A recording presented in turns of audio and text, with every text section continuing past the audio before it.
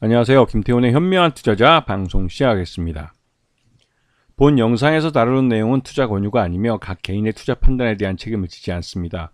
별도의 SNS 채널 가입을 유도하거나 투자 권유 및 유료 리딩 서비스를 홍보하는 불법 사칭 계정에 유의하시기 바랍니다.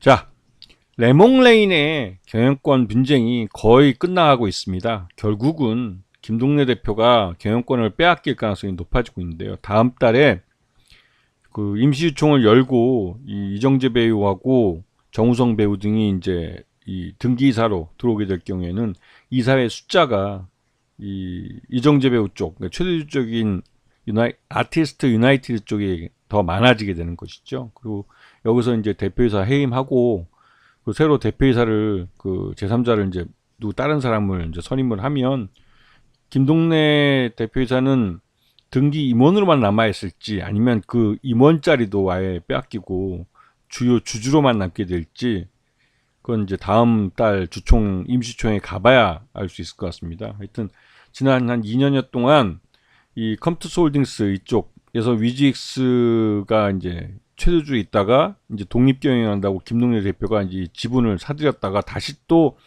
이 김동래 대표를 쫓아내고 아티스트 유나이티드가 최대주로 들어오는 아주 복잡한 상황이 벌어졌는데요.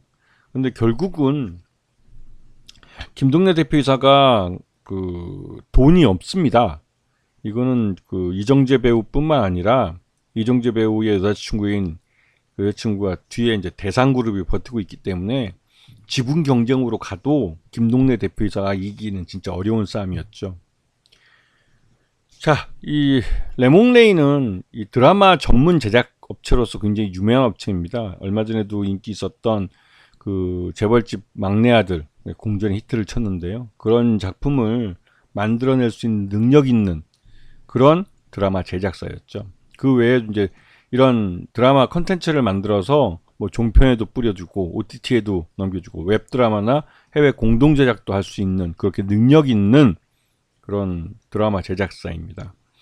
그 2020년 이래로 지금 2024년 6월 그 올 상반기까지 해서 지금 보시게 되면 뭐 이름만 들어봐도 알만한 그런 드라마들이 있죠. 뭐 재벌집 막내 아들은 당연히 뭐 들어보셨을 거고, 그리고 뭐 이 마에스트라 실패했지만 그래도 나름대로 이제 좀 그 많이 홍보를 해서 이름은 들어봤고, 최근에 끝난 미녀와 순정남 같은 경우도 있고요. 그리고 올 하반기에는 백설공주에게 죽음을이라는 뭐 드라마를 이제 방영을 할 거라고 그러는데, 올해는 경영권 분쟁 때문에도 드라마를 3편 정도밖에 못할 것 같습니다. 이게 이제 코로나 때, 코로나 한참인 2020년보다도 못한 건데요. 그만큼 요번에 이 경영권 분쟁이 레몽레인에게서는 좀 치명적일 수도 있어. 왜냐면 그 2024년에는 원래 드라마 예정됐던 게 6편인가 돼 있었습니다. 근데 그 반 정도밖에 못하니까 실적도 그 반토막이 날 수밖에 없는 것이죠. 지금 레몽레인에 보면 상반기 중에 올해 반기 중에 보면 콘텐츠 제작 쪽에서 전체 매출액의 대부분이 발생하는데, 이게 예년에 비해서, 물론 예년 이건 온기입니다. 1년을 토탈하고 이건 반기로 한 거고, 그래도 반기로 쳐도 너무 적다는 거죠. 이거는 그 이 주요 매출처에서 보시게 되면 그 기존에 방송을 해왔던 채널A하고 한국 KBS 방송공사 여기만 꾸준히 뭐 됐을 뿐 나머지 것들은 다 올스톱이 된 걸 볼 수가 있습니다. 신작이 들어가지 못했다는 것이죠. 그래서 올해 상반기 누적 실적을 보면 전년 동기 285억이었는데 요번엔 150억밖에 못했죠. 이렇게 뭐 매출 유형이 줄어드니까 당연히 영업 손실이 발생하고 단기 순손실도 발생한 상태입니다. 그나마 이제 이 경영권 분쟁 때문에 이런 불확실성이 더 커지고 있어서 누구도 이제 쉽게 여기다 드라마를 해달라고 이제 부탁하기도 좀 어려운 것이죠. 영업을 뛰기도 그렇고.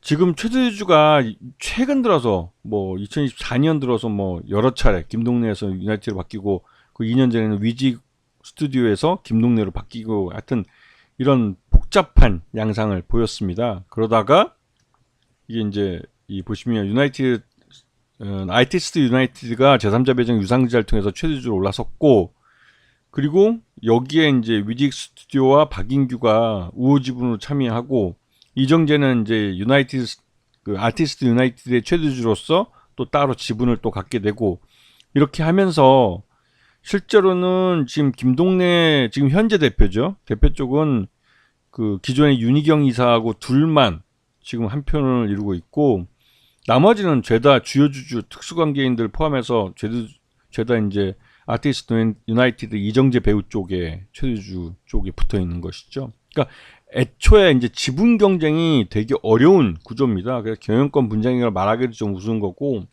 근데 그 김동래 대표가 이렇게 반발하는 이유는 지금 그 뒤에서 좀 설명하겠지만 지금 새로 이 아티스트 유나이티드 쪽에서 이제 들어와서 경영권을 가져가면서 이들이 이제 그 새로 하겠다는 그 임시유총하고 뭐 이럴 때 여기에 이제 사업 목적을 집어넣고 이렇게 하는데 의안을 집어넣고 하는데 이 레몬레인의 전환 사채하고 신주인수권 발행하고 교환 사채까지도 하고 또 새로 이제 이정재 배우나 정우성 배우 같은 이런 분들을 또 이제 이런 사람들을 이제 임원으로 집어넣고 그러면서 이제 신규 사업 목적으로 이제 화장품 및 생활용품 제조 유통 판매업 이렇게 기존에 안 해왔던 것들을 집어넣으면서 솔직히 좀 이 기존 레몬레인을 드라마 제작사로 키워온 쪽에서 보면 이게 뭐 하는 짓인가 하는 생각이 드는 거죠.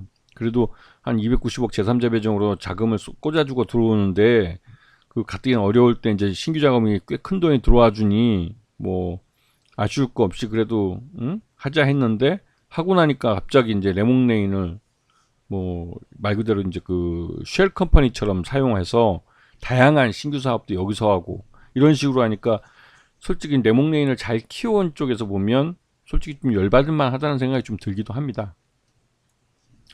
근데 요번에 그래서 이제 이쪽에서 이제 이 김동래 대표 쪽에서 소송을 제기했고 소액주들과 함께 연대해서 소송을 제기했지만 이 소송에 대해서 이 법원에서는 이유 없다고 기각을 했죠.